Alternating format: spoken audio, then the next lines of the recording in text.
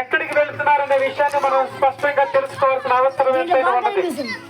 మరణించిన తర్వాత అసలు మానవుడు అనుకుంటున్నాడు మనం చేసే పుణ్యాల వలన, మనం చేసే మంచి పనుల వలన దేవుడు మనకు అవకాశం ఇస్తే వచ్చే జన్మలో కోడిగానో, కుక్కగానో, పావురం గానో, మరొక ఆకారంలో మరొక జన్మ ఎత్తుతాం అనుకుంటున్నాము. కానీ సర్వమానవాడికి తెలుసుకోవాల్సిన ఒక సత్యం ఏంటంటే, నువ్వు ఎవరైనా కావచ్చు, ఎంతటి వాడైనా కావచ్చు, మరణం మాత్రం నీకు ఉంది, నాకు ఉంది. కానీ మరణించిన తర్వాత జీవితం అనేది ఒకటి ఉన్నదని మనం అందరం తెలుసుకోవాలి. ఈ శరీరంలో నుండి ఆత్మ వేరైన తర్వాత ఈ ఆత్మకి సావు ఉండదు. ఈ ఆత్మ ఇంకో దేహాన్ని ఎత్తుకోదు. ఇంకో కోడిగానో, కుక్కగానో, పందిగానో, పిల్లగానో, కుక్కగానో పుట్టదు. దేవుడు అంటున్నాడు, ఈ మానవ జన్మ ఈ భూమి మీద చాలా గొప్పది అంటున్నాడు. ఎందుకు అంటున్నారంటే, తన స్వరూపంలో ఈ మానవుడు అందరిని సృష్టించుకున్నాడు. ఈ మానవుడు సృష్టించుకున్నటువంటి ఈ మానవుడు తన స్వహస్తాలతో నిలుచుకున్న మానవుడు ప్రభుని, అంటే తన సృష్టిని సృష్టించినటువంటి సృష్టికర్తను ఎరగకుండా ఈ సృష్టిలో ఉన్నటువంటి ప్రతి వాటిని మొక్కి పాపము చేసి మహిమ రాజ్యంలో ప్రవేశించకుండా నరకానికి వెళుతుంటే ప్రభు అంటున్నాడు, నేను నిన్ను ప్రేమిస్తున్నాను, నీ కొరకు ప్రాణం పెట్టాను అంటున్నాడు. కనుక దేవుని బిడ్డలారా, మనం మరణిస్తే ఇంకో జన్మ ఉంది అనేది అపోహ. మన మరణము సత్యము, కానీ మరణించిన తర్వాత జీవితం, ఒక జీవితం ఉంటుంది. ఆ జీవితం గురించి ప్రకటించడానికే మన ప్రాంతానికి వచ్చాం. మరణించిన తర్వాత ప్రతి ఒక్కరికి ఒక జీవితం ఉంది. ఈ భూమి మీద ఉన్నట్టుగానే మనకు ఆ రెండు మార్గాలు ఉన్నాయి. నరకం ఒకటి ఉన్నది, పరలోకం ఉన్నది.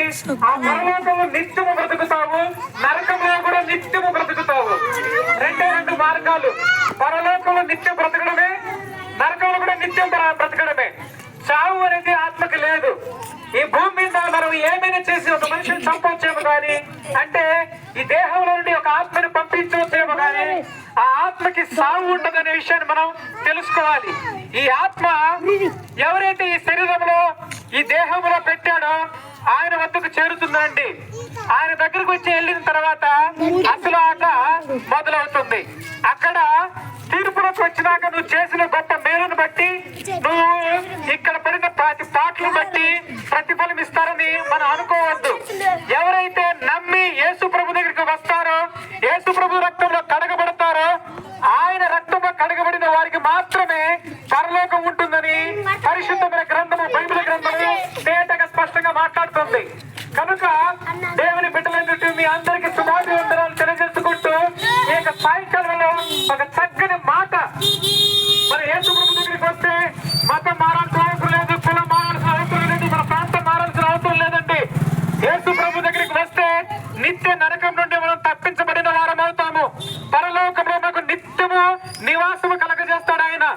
యేసు ప్రభు అందుకోసమే ఈ భూమి మీద నీ కొరకు, నా కొరకు పుట్టాల్సిన అవసరం ఏర్పడింది. నీ కొరకు, నా కొరకు ప్రాణం పెట్టాల్సిన అవసరం ఏర్పడింది. కనుక దేవుని బిడ్డలారా, యేసు ప్రభు నుండి ఎందరైతే విశ్వాసం ఉంచుతారో వారు ఎంతటి ఘోరమైన పాపులైనా సరే, ఎంతటి ఘోరమైన వ్యసనాల్లో కూరుకుపోయినటువంటి వారైనా సరే, ఎంతటి ఘోరమైన పాపంలో కూరుకుపోయి జీవితము ఇంకా నేను జీవించలేను అని ఆశ లేని వారికి కూడా ఒక ఆశ నేను ప్రకటిస్తున్నటువంటి నజరేయుడు యేసుక్రీస్తు గారు. యేసు ప్రభు నమ్ముకుంటే నిత్య నరకం నుండి తప్పిస్తాడు ఆయన.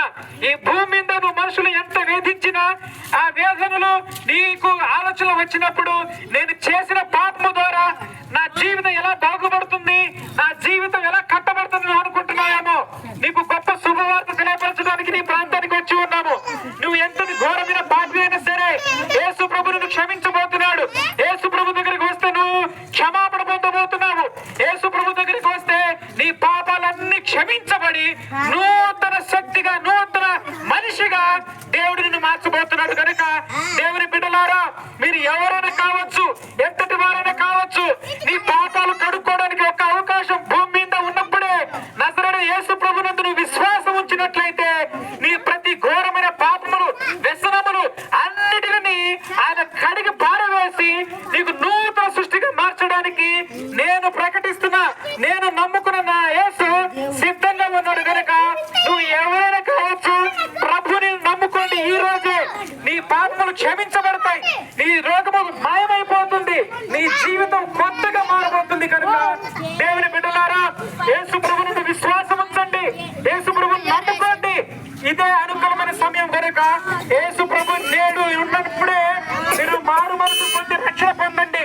యేసు ప్రభు దగ్గరికి వచ్చిన వారికి అందరికీ నిత్య నరకం నుండి తప్పించబడే మార్గము నేను ప్రకటిస్తున్నట్టు యేసు ప్రభు గారు. కనుక ప్రియమైన దేవుని బిడ్డలారా, యేసు ప్రభు నందు రండి, యేసు ప్రభు నందు విశ్వాసం ఉంచండి.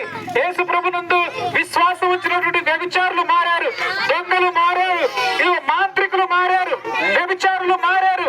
యేసు ప్రభు అంతటి గొప్ప దేవుడు, అంత క్షమాపణ కలిగిన దేవుడు. కనుక నీ పాపములు క్షమిస్తాడు నా దేవుడు, నిన్ను నరకం నుండి తప్పిస్తాడు నా దేవుడు. కనుక దేవుని బిడ్డలారా, యేసు ప్రభు నుండి ఇదిగో నీ బొంతల ప్రాణం ఉన్నప్పుడే అయ్యా నేను పాపము చేశాను, నన్ను క్షమించని ఒక్క మాటను చెప్పగలిగితే యేసు ప్రభుని ప్రతి పాపం నుండి విడిపించి నేను పరలోకంలో జ్ఞాపకం చేసుకోవడానికి ఆయనకు సిద్ధంగా ఉన్నాడు. కనుక దేవుని బిడ్డలారా, నువ్వు ఎంతటి వాడైనా సరే దేవుని దగ్గర మనం తల వంచాల్సిందే. ఒకానొక దినాన్ని నన్ను చెప్తున్నాను, నేను కూడా మరణిస్తాను, నా కొరకు నా యేసయ్య ఉన్నాడు, నీ కొరకు ఎవరున్నారు? మరణమును గెలిచి పైకి లేచినటువంటి ముత్తించేడు నేను ప్రకటిస్తున్నట్టు యేసు ప్రభు గారు. కనుక దేవుని బిడ్డలారా, యేసు ప్రభు దగ్గరికి వస్తే మీకందరికి రక్షణ, యేసు ప్రభు దగ్గరికి వస్తే మీకందరికి పరలోకం ఇస్తాడు ఆయన. కనుక ఇదే అనుకూలమైన సమయము, యేసు ప్రభువుని నమ్ముకోండి, మీ పరలోక రాజ్యంలో మీరు కూడా ఆహ్వానించబడతారు. ప్రార్థన చేసుకుందాం. ఎందరైతే యేసు ప్రభు నాకు కావాలి, నా పాపములు క్షమించబడాలి, నా దోషములు క్షమించబడాలి,